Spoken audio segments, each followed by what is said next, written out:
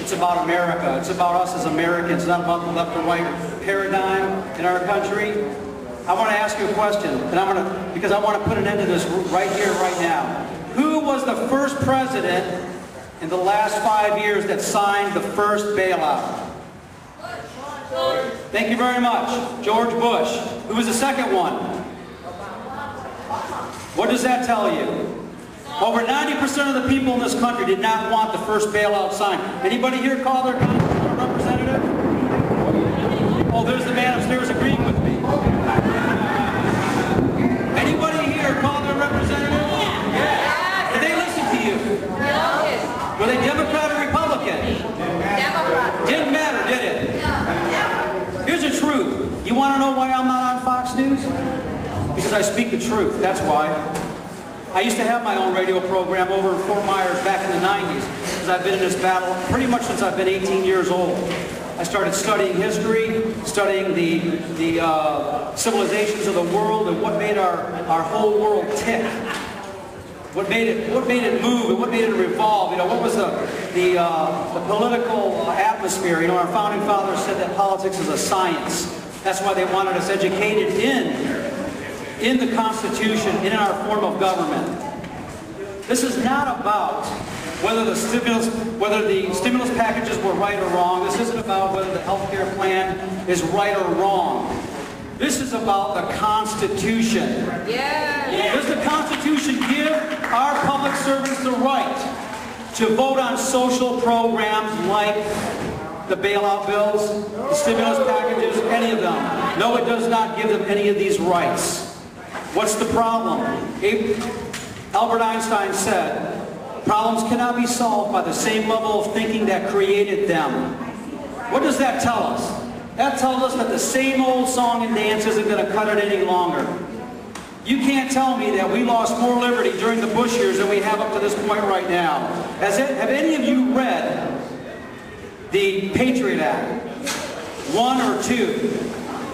Does that document, it sounds great, doesn't it? The Patriot Act. Did it give us liberty or take it away? Take it away! That's right.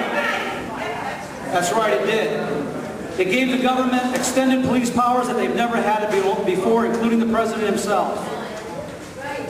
This is not about the Democratic Party, the Republican Party. This is about both those parties. Because that's why we are where we are today, folks. I used to be a devout Democrat. Many years ago, I voted for Jimmy Carter, actually, because I thought he was an outsider. I wanted to see some outsiders come in and do something different for our country for a change, and he was a traitor. Because every time a president or a congressman or somebody gets up in front of this microphone and they start to tell you, they start to talk about all the little things that are going on right now with one party or the other, I'm going to tell you something, it's not about one party or the other, it's about both of them. There is no left and right. It's called the New World Order. It's called a one-world government. And that saying, you know, some people back in the 90s used to go, oh, you're crazy, you're talking about the New World Order. Well, let me tell you what, Daddy Bush is the first one to bring that out. That's right, skull and bones. There you go. That came from somebody else, it didn't come from me. They talk about, and now everyone's talking about the New World Order. All of them are talking about, because what they really want is a one-world government where you're controlled. Through a one-world government, a one-world monetary system. Let me tell you when this all started, this deception in our country, right from the very beginning. From the very beginning it started. The international bankers, England knew the only way they could take back America was through the banking system, because those who control the money control the masses. Then, of course, that all ended because Jackson got elected to office, and then, of course, they tried to kill him, and it was just one battle after another for a centralized, privately owned bank. And then in 1913, they passed the Federal Reserve Act, and they created another form of government, the bankers' government. Who owns the banks? The 10 wealthiest families in the world own all the banking institutions around the world. This isn't... Do you think Obama is that powerful? He's a puppet. Obama is just another puppet. Anybody who sits in the presidency since John F. Kennedy is a puppet. Why is that? Because they shot and killed John F. Kennedy because he started printing Federal Reserve notes. I'm sorry, he started printing United States notes instead of Federal Reserve notes, and he was going to pull us out of take it down when he was going to end the Federal Reserve System. So they put an end to his life. You can't get near the president unless someone allows you to. Let's take a look at Ronald Reagan. They couldn't hold back Ronald Reagan. Ronald Reagan was a staunch patriot. That's why they tried to kill him. That's why they had to shoot Ronald Reagan. And then from that moment on, you notice how everything changed? The moment they shot Ronald Reagan, everything changed in our politics. Everything changed in our government. No longer did we have that staunch patriot sitting there, but now all of a sudden spending got out of control, and actually our budget, our deficit became larger than it ever has in the history of the United States. And that was under Ronald Reagan. But I have sources on the inside at that time in the White House that told me, they said, after Reagan was shot, George Bush took over as vice president. He never left office. And then it was George Herbert Walker Bush that gave us the New World Order, and it's a new vision, and it's a reality. And we sat there and we said, we can't believe he's saying that. But most of you didn't know what that word meant, or that phrase, the New World Order. You hadn't studied it like some of us did. I'm not saying I'm better than you are, but somehow the Lord upstairs just had me learn more about this at an earlier date. Because nobody here is better than anyone else. We're all Americans. You know, I know something. I have Americans who are good Democrats. They're Democrats and they're good Americans. They believe in the Constitution. They know their party is corrupt. And the further you go up the party, the more corruption you find. You have good Democrats and good Republicans at the local level. Now, the Democrats and I have a major difference. That is, I am absolutely 100% against abortion. I'm absolutely against the murder of unborn children.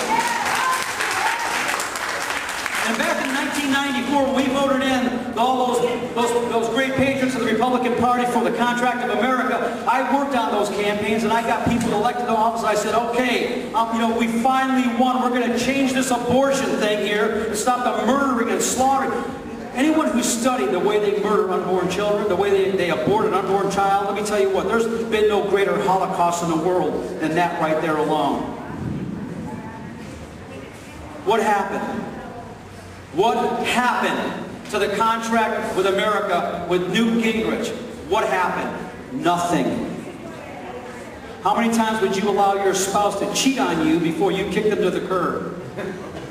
Once maybe. You might say, I forgive. They came back to you crawling on their hands and said, please forgive me. Please. I've sinned. Please forgive me. You might forgive them because most Americans are forgiving people, and they're very philanthropic. They're very giving.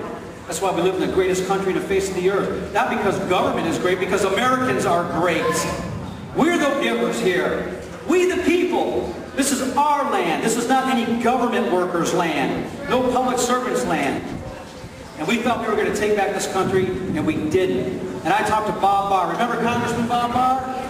Bob Barr led the House into the Senate with the articles of impeachment against Bill Clinton. Let me tell you when I changed. This was the straw that broke the camel's back. This was the last time that party was going to cheat on me. He walked into there, and I got this straight from Bob Barr's mouth and other people that collaborated this. Bob Barr walked into there. You know, remember, we weren't allowed to see this because they shut the doors. They wouldn't allow any of us to see this stuff going on.